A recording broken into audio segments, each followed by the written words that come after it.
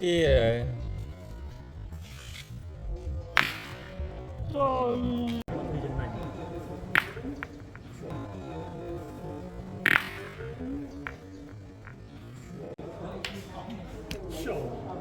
Tay đấy. Trời. Đi ai đây đi. Trời. Ủa hả, đi bia. Bên bia này. Vâng. Lấy bia mới liền.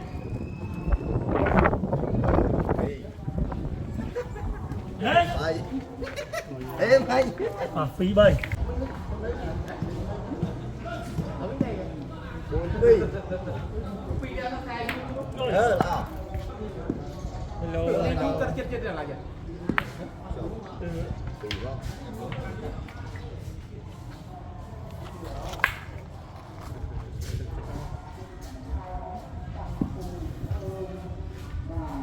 Ê việc.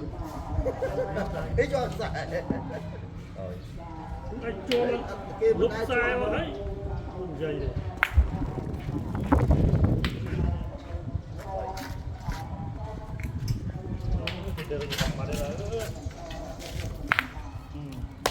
Mấy mũi tia rồi. Trời. Tia rồi.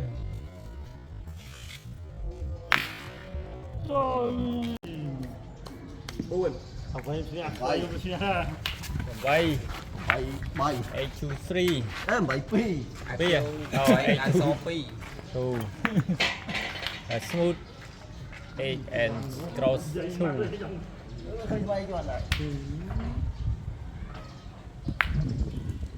Em. Chẳng được xem nó bài nha. Nó từ lúc nãy vậy bài vẫn á.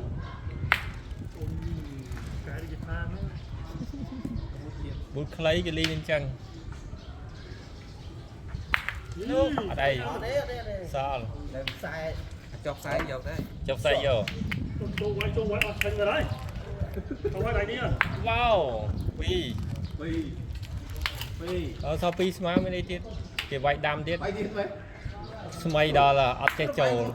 Chỗ này, cho bọc con kia. Cho cái con kia. Còn cái vai nó khát con.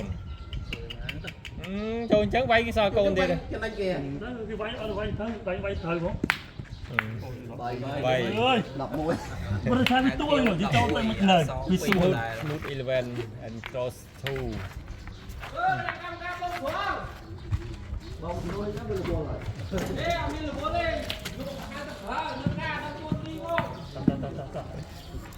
Ta chạm là. Chia đã lao bỏ.